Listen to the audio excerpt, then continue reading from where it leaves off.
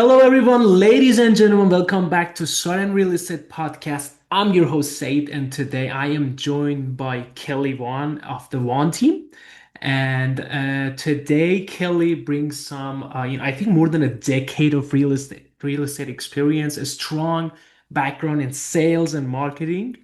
And today we are going to talk with her, and we are going to actually know how she is actually doing in this specific market in McKinney and the broader North Country and North Dallas area. So thank you so much for being here, Kelly. My pleasure. Thanks for the invitation. Thank you so much. Thank you so much. So Kelly, actually, I wanted to, ask these questions from you, and I'm really curious. I have already checked your social media, the service area that you have, and all of that.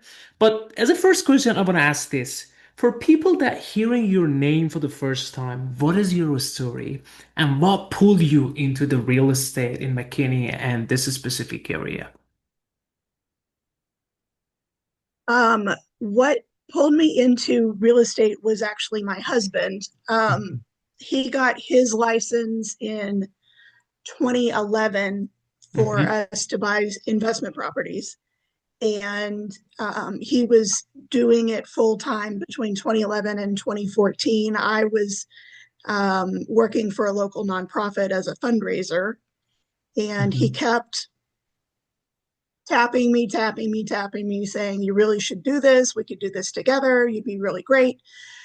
Um, and I was starting to burn out on my previous career.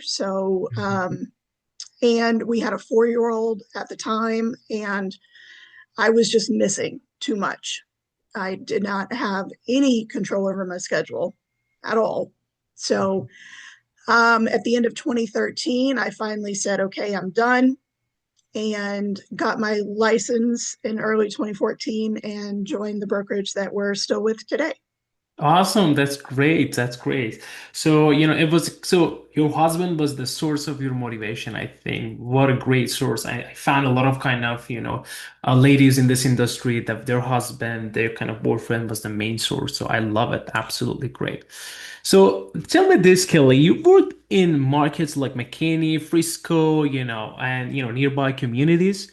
When buyers compare those areas, what differences actually matter most beyond just the price? So that's something that I hear a lot of kind of agents are talking about right now. So I wanted to actually know your point of view as well. Um, with the Collin County market, the two biggest things are schools and also space. So if you are fine with sort of a more developed area, McKinney, Frisco, Plano, those are all great. If you want a little Hmm. bit more room, we see people heading to the outer communities, Prosper, Salina, Blue Ridge, Princeton. Um, so in addition to price, it's schools and it's space out here. Yeah, awesome. Yeah, yeah. I kind of agree with that. I think many buyers are kind of missing that point. Like, when you're buying a home, you got to also check the schools. Like, what are how is the situation in that area? That's a great answer and actually simple, but at the same time, very, very important point that you have mentioned, Kelly. 100%. Yes, you're right about that. So, that's something that I also wanted to ask is about the homeowners. When a homeowner says, they say something typical like, I think I want to sell, but I do not know where to start. What is the very first thing that you tell them as a professional real estate agent, as a person that can help them with this? The first thing I want to talk about is why they think they're making a move. Like, what is it going on that's um, Hmm. inspiring you to want to make a change? Because I always tell my clients, look, moving is hard, whether it is the happiest move in the world or it's a move that's being dictated by circumstance. The process is not going to be all rainbows and sunshine. There will come a point where you will have a breakdown and wondering why in the world you're doing this. Hmm. So I really want to understand why they're doing it, why they're moving. Do they need more space? Are they trying to downsize? They want a little bit of a simpler lifestyle. Are they moving for jobs? Are they, what's going on that's causing them to want to make a move? Because when they have that inevitable breakdown during the process, I can help remind them of why they started this in the first place. Mhm. Yeah, that's a very good point actually I've mentioned. Yeah. That I think people need to kind of remember why they want to do this, and that why can be a big source of motivation, Kelly. 100%. That's a great answer. I love it, Kelly, actually. I love it. So, when you mentioned a lot of things, but I wanted to also ask, your brand talks about combining a strong marketing with personal service. What does that actually look like when you listen home from day one through closing? Can you go through that and let us know or let anyone know that is actually watching this right now? Yeah, absolutely. And in order to be successful, you have to combine the two. You have to market the property as if it were your own and get it in front of as many potential buyers as possible. Mhm, But then the key is you have to close that loop. You have to communicate that back to the seller mhm, and help them understand here's why I'm doing all of this and here are the results. So the hand in glove of sort of a high tech approach with a high touch approach is the route that we take on our team, making sure that we stay in constant communication with the seller throughout the process, that they understand what's going on, and that there might be periods of silence or low activity, especially once the house has gone under contract. mhm. But that doesn't mean that we're not doing anything. We're just doing it in the background. And then we always make sure that our clients understand that we are here for anything well after the sale has closed. You need referrals for, handymen, or you want to protest your property taxes. Let me know. We're still here to help. We haven't gone anywhere. Awesome. That's a great point, actually, Kelly. Look, honestly, to a lot of agents, like people are just transactions. And I think what you're making people feel here, hey, you are not just a transaction, you're a human being, and I am a human being, and I'm helping you. So when we are done, we are not completely done, actually. That's a very good point. Like, hey, you need help? It's something like that. Kelly is here to help you. I think a lot of real estate agent needs to actually hear that and understand, hey, and treat your clients like what you have Kelly mentioned, and I do believe you're going to get a lot of referrals. So I think you do get a lot of referrals, Kelly. Am I right? Yeah, we do. We're very blessed.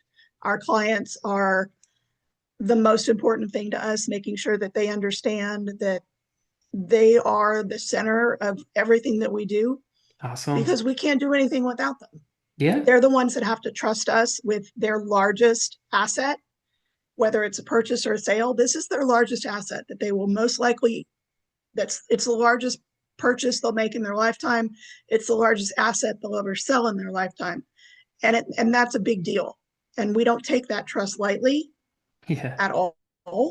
Um, but we want the seller, the client, to know, look, you are the center of everything that we're doing, and we like you, otherwise we wouldn't work with you. And if you liked working with us, I'm sure we'll like working with other people that who are like you. Yeah, 100%. I love that actually, Kelly.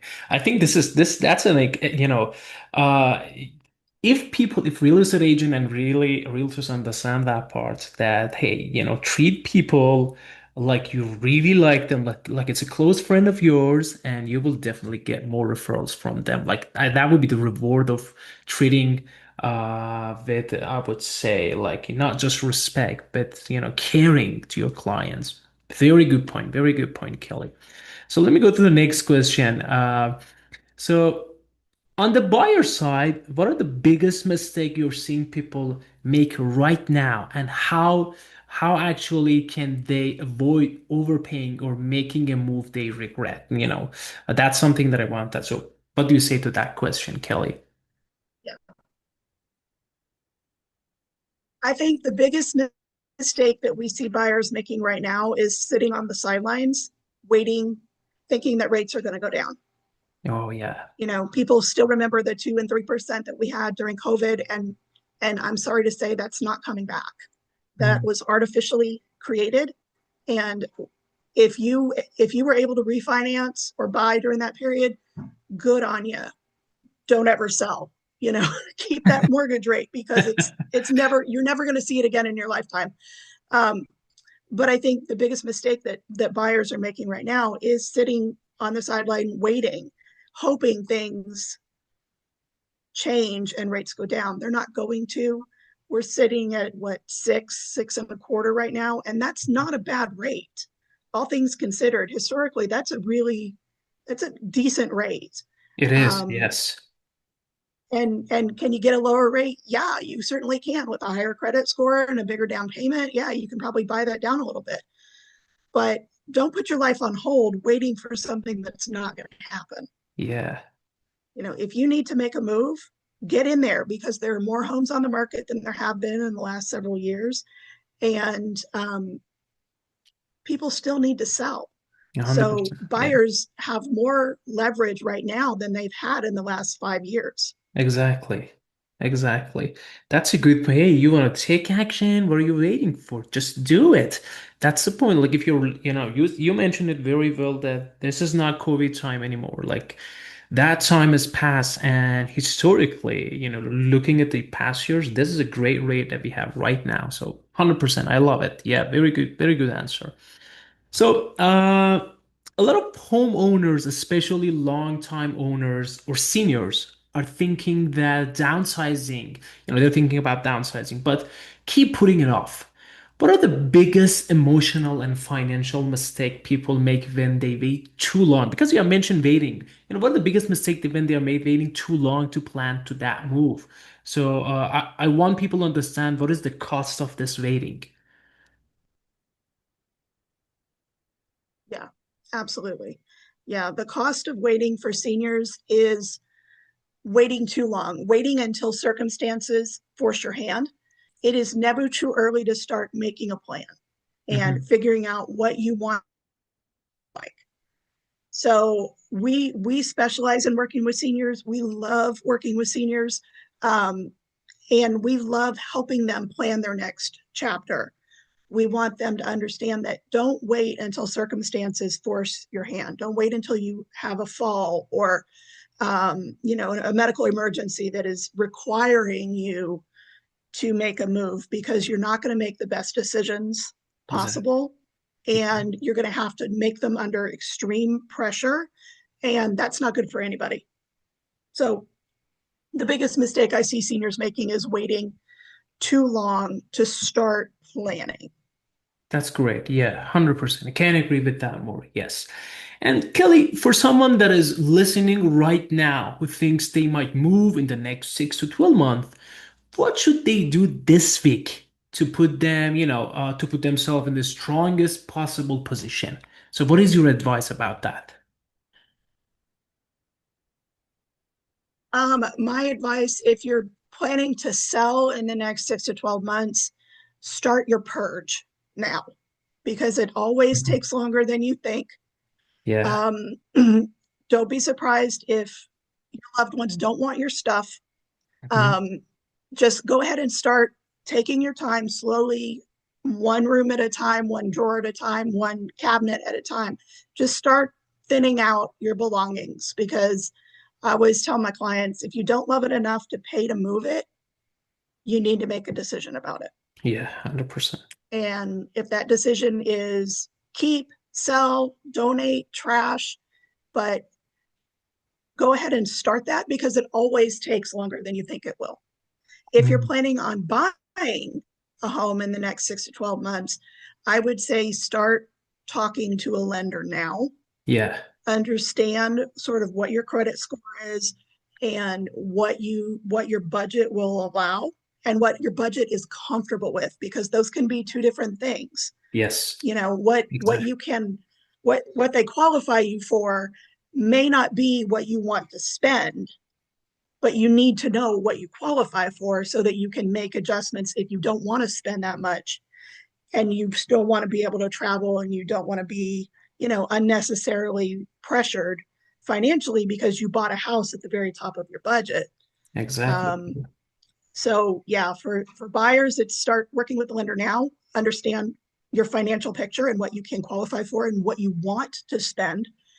And then on sellers, just start the purge. Start making decisions about your stuff. Exactly, exactly. I love it. I love it, Kelly. Thank you so much for that.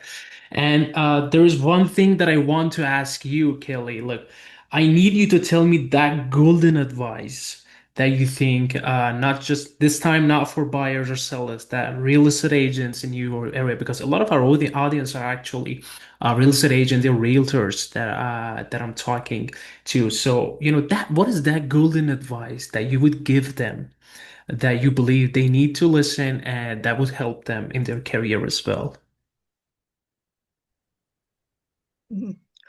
I Yeah, I would say the your success is going to come from your follow up. Mhm.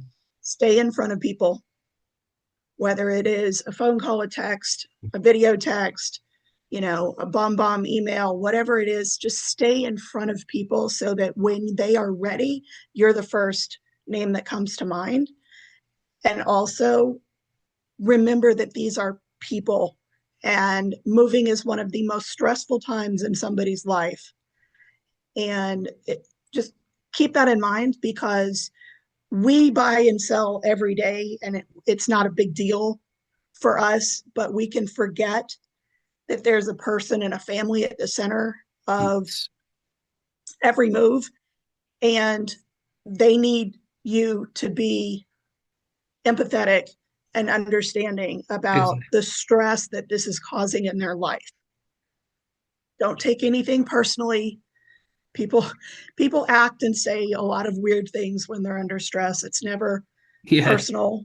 I never take it personally if they yell at me, or they yell around me or near me, because I know that, aside from getting married and losing a loved one, moving is one of the top three most stressful things someone Yes, can it do in is. their lifetime. Definitely.